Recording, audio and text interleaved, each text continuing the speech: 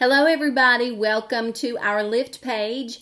I have a very special friend here, Susan Seymore from Damascus, Virginia, who I have invited to join me because she has been such a blessing in my life. God allowed our paths to cross a little bit over 10 years ago, and we have been friends ever since. She has prayed for me, prayed with me. She has mentored me, and she is my go-to girl. In fact, I was thinking about a conversation that she and I had not too long ago. About 6 o'clock in the morning, I was getting ready for work, and I felt a little frustrated, and I was reading this book that she had read years and years ago, and so I wanted to talk to her about it because I was so frustrated. And so, again, she's one of my go-to girls, and so she got me straightened out on that. So, Susan, thank you for being here, and she has been such a blessing. She is a blessing. And so, like Maddie and like Jody, Susan has a story, and I know that she has such a heart for prayer, and she definitely sees the need for prayer, and she and I have discussed this many times, and so I invited her to come and be a part of our 40-day prayer challenge. And so I hope that you, when you watch this, that you will share it with someone who could benefit from our discussion today. So again, thank you for being here. So I'm going to ask Susan the questions that I asked the other ladies, and there's so much that we can learn from all of them. And so, Susan, do you want to just tell me what prayer has meant to you over the course of your life? You said you shared with me earlier that you've been a Christian for like 27 years. Yes. And so what has prayer meant to you through that journey? Well, let me start with a little background. I grew up in somewhat of a dysfunctional home, and even though we were in church on Sunday morning, Sunday night, Wednesday night, I really didn't get what a relationship with God was. It was all about hellfire and damnation, and I never was taught about the love of God. Same. So as I left home, I found myself searching for something, and I was searching in all the wrong places. Right. And I found myself in situations that were pretty difficult. And so when I was 20, I was married, and as it turned out, it was a pretty difficult relationship. He probably grew up under the same conditions. I don't know, but it was very difficult for many years. And so the one right thing I did during that time was fall on my knees. And I cried out to God and asked Him to help me. And although the answer didn't come immediately, it came eventually. And when we had been married about probably 25 years, I guess, he had a major stroke, and we were separated at the time. When I got to the ER, the doctor said, "We don't know if he'll make it through the night." So he had a dark mass on his brain, and it was during the blizzard of '93, and the nurses and doctors couldn't get to the hospital, and they put him in a regular room with me to watch him. So it was really traumatic and scary, and here I am with a man that I'm not sure I love, and I'm facing a future that I'm not certain about. So on the third day, the social worker came to me and she said, "You have two choices. You can put him in a skilled nursing facility, or you can take him home." I had 4 teenagers. There was no way I could take him home because I had to work. They had to go to school. We had no one to care for him. I did not want him in a skilled nursing facility. So I head to the chapel. Aww. And there was a little guy there. He had a half-eaten sandwich, and he saw my face, and he threw his sandwich in the bag, and out the door he went, and I fell on my knees. And I said, "God, you've got to help me here." I said, "I don't want him in a skilled nursing facility. I can't take care of him at home. I need your help." So I went back into the room, and I just said, you know what? It's in God's hands now. Mm-hmm. The very next morning, a lady showed up from HealthSouth in Kingsport, and she said, I'm here to examine your husband. He may qualify for skilled nursing care at HealthSouth, which is a rehab facility. Mm-hmm. It's not Right. some place where they just stick you in a bed and leave you. Right. So she did the examination, and she came back and she said, he's a perfect candidate. Of course he is. So within 2 hours, he was en route to Kingsport. Within 2 days, this man with a dark mass on his brain, which we didn't know was going to live or die, was walking. Wow.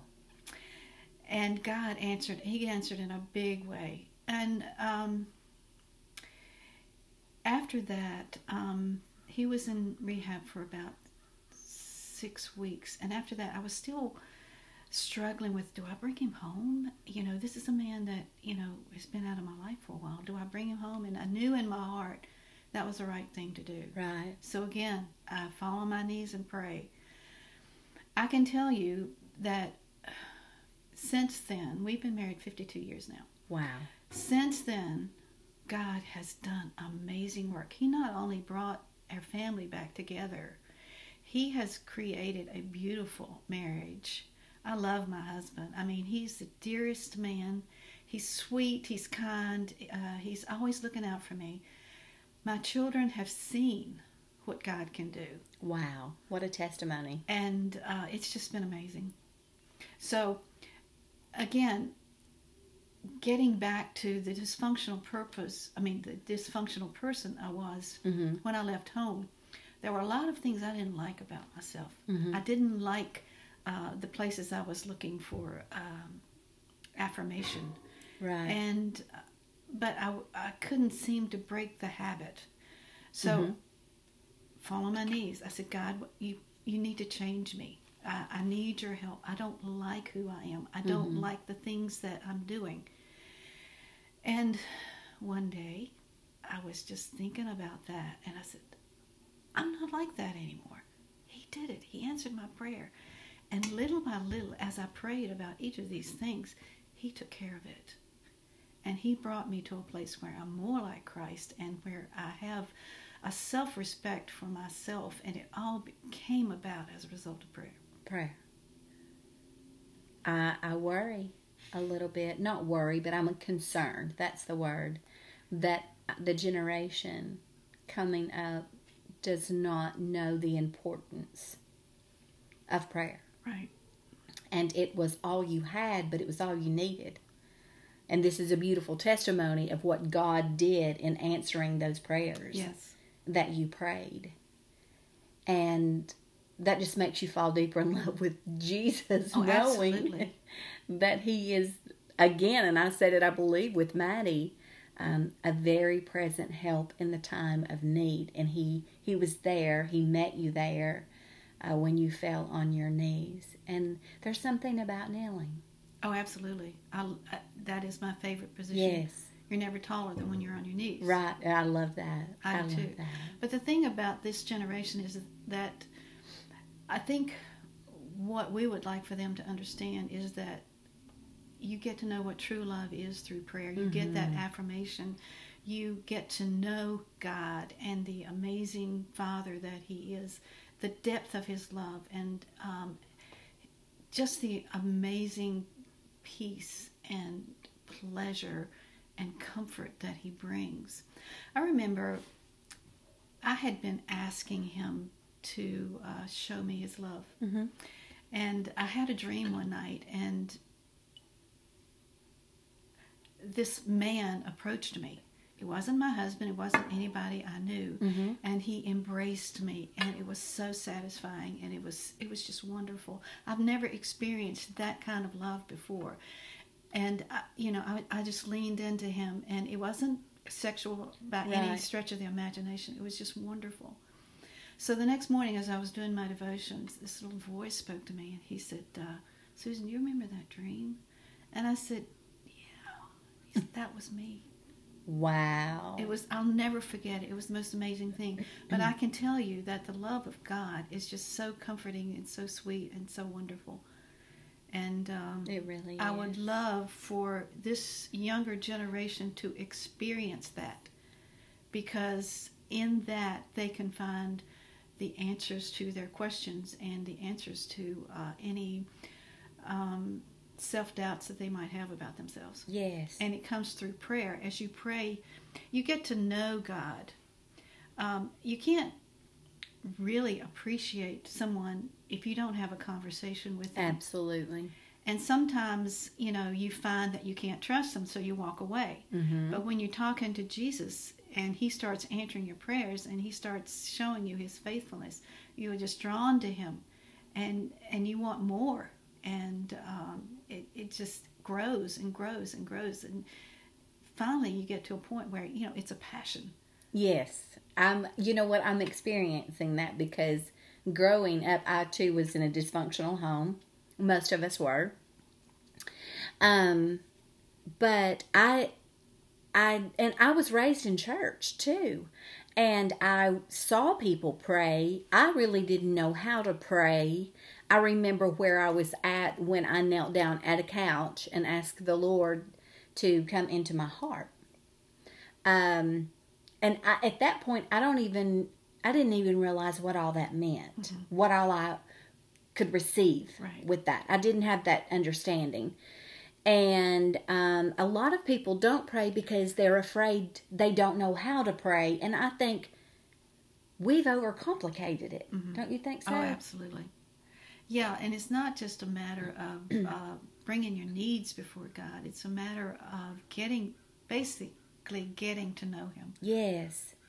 And I feel, even through this 40-day prayer challenge, and I pray throughout the day like most people do, but I have found myself more relaxed, and it feels so good. It does. It's just like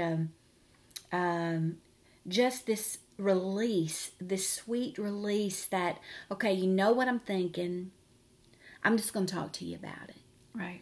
And it's just a beautiful thing, and it's a process, but it's a very needed conversation. Yeah, I started out saying, God, you've got to help me here. And that's basically all I could pray. Right.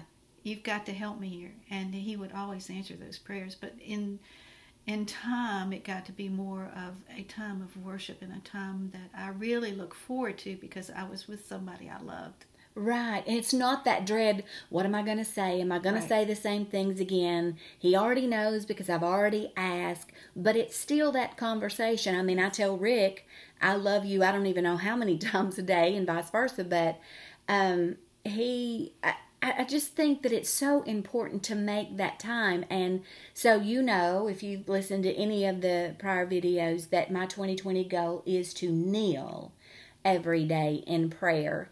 And I hate that I had to make that a goal, because I have knelt in prayer before, but I have never knelt consistently. I've prayed consistently, but there is something so different about kneeling. And what I have found easier for me is to pray out loud. Because if I'm kneeling there and I'm just kind of whispering it, my mind goes everywhere.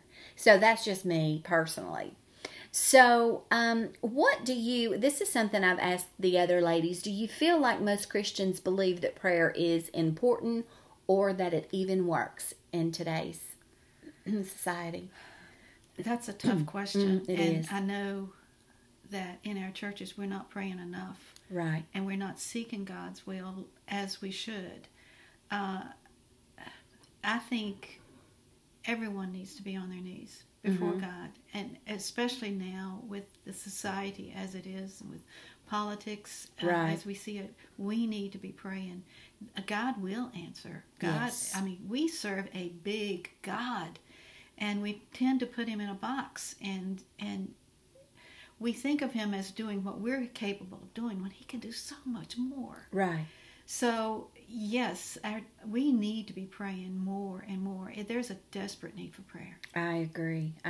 And what would you say to someone who has prayed for something in particular for a long time? Because I'm sure that you have, and that you haven't seen those actual requests met or answered, so to speak. So what would you say to an individual who, because I'm one of those, what would you tell us as far as don't get discouraged? You've prayed this for a while. What would you say to encourage somebody that's watching today about that very thing, about praying for a long time? And I think you just put your confidence in God and His timing, and just continue praying. Mm-hmm. Don't give up. Don't ever give up. Continue those prayers, and at the most unexpected time, it will be answered. I can't wait. Yeah. I really can't wait. I'm just throwing that out there. So let me ask you, we were having this conversation earlier about our prayer influence, the person in our lives who was the greatest prayer influence in our lives. So you want to answer that for us? Yes. There really isn't anyone. I never saw my parents praying. And I don't mean to diss my parents. I mean, they had a hard life. Right. So I don't mean to diss them, but I had to learn on my own. Mm-hmm. And it was the difficult things in my life that drove me to my knees. And, as I think about that, I am so thankful for those difficult times, because that is when I grew the most. And I am so thankful for it, because without those, I would not be the person I am today. Right. God just changed me through the difficult times, and it was the prayer, God help me, and even though I couldn't utter anything else, He helped me. And I love that about God, in that when you can't form a phrase or say a word, but you moan and you cry, right. He understands that. Does. And that is just a beautiful picture of who He is to mm-hmm. His children. And I'm so thankful for that, because there've been so many times, Susan, that I didn't have any more words. I couldn't say much more than God help me. I remember one time I was mad at God. I was disappointed. I was discouraged. And I just stopped talking to Him. Well, mm-hmm. I was the loser in that, but I had to see that. And so I had not planned it, but it had been a little bit, and I really don't remember how long, but I know that it was a while, because I was walking from the kitchen, not here at this house, I was walking from the kitchen into another little sitting room. And I stood there in the middle of that floor, and then I hit my knees. And all I could think to say was, I really miss you. Mm. And I'm so glad that He didn't leave. He didn't get mad at me. He didn't love me any less. He didn't say, well, I'm done with you. He didn't say those things. He was right there. And I'll never forget that. I miss you. And that was a very tiny step towards rebuilding a relationship. Not that it wasn't that I wasn't saved or that I wasn't a Christian anymore. It was just that I am the one that had the pooch mouth and started pouting because I didn't get what I wanted when I wanted it, the way I wanted it. And so, but He loved me still, and He loves you still. Absolutely. So I've always struggled, and it probably came from the dysfunction in my home. Mm-hmm. But I've always struggled with my self-image, and I've had a lot of fear, a lot of anxiety. And she's one of the strongest women I've ever known. So glad.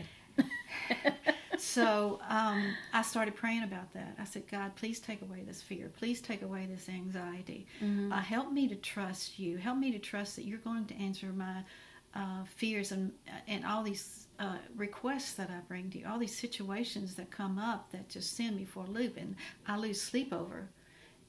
It's amazing how He has done that. And I mean, this is just recent. Wow. I tend to worry, and I've asked Him to address that, mm-hmm. and He has. And I go to bed now and I go to sleep. Wow. because I know He's going to take care of whatever I ask Him to. Right. And, most of the things I worried about never really amounted to anything. He took care of it anyway, Right. But I would just worry and fret and no more. And we don't have to. We don't have to. And I love that He is such a loving Father. And He cares about the little and the big. And He cares about what matters to us and what concerns us. He does. And so that's just another beautiful characteristic of who He is. Mm-hmm. And His love for His children. And so let me ask you about, I shared with you earlier that long after she and I may be gone to heaven, someone may come across this video. If there's still a YouTube, then I don't know. It changes so quickly I can't keep up.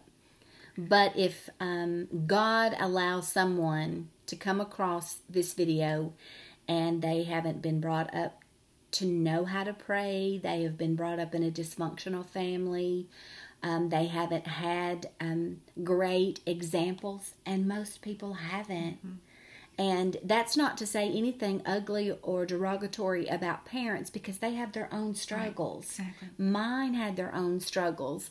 And I think a lot more had struggles than what we want to talk about. You know what I'm saying? Right. And that's okay. But what would you say to the individual who just found this video and they're like, I need help, I don't know what to do? These two women right here are going to talk about prayer, and I don't even know what that is. How do you do that? And what would you say to them about their time with God and, sharing their heart? Well, first I would say there is a God, and He is a loving God, and He created us to worship and adore Him.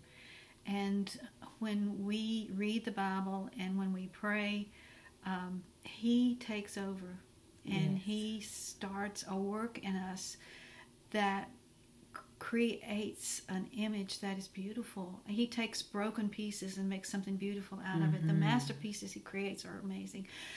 In looking at my own life, I'm a perfect testimony of that, because I was broken.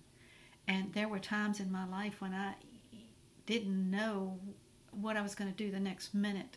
But He got me through it. And He didn't just get me through it. He has just created an amazing life for me.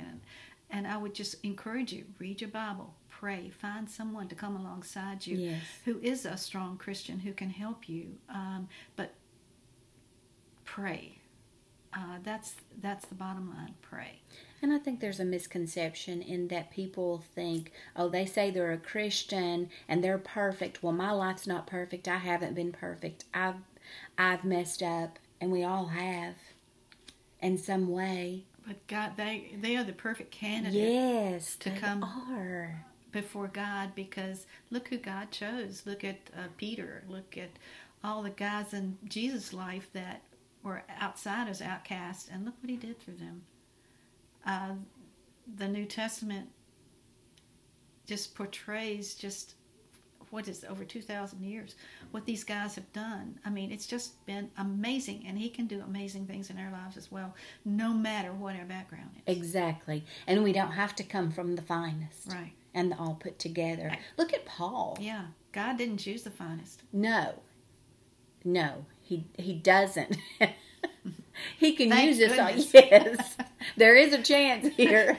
So, I do think of Paul a lot because of what he did and how he persecuted Christians before he became one. Right. And then he wrote most of the New Testament. Right.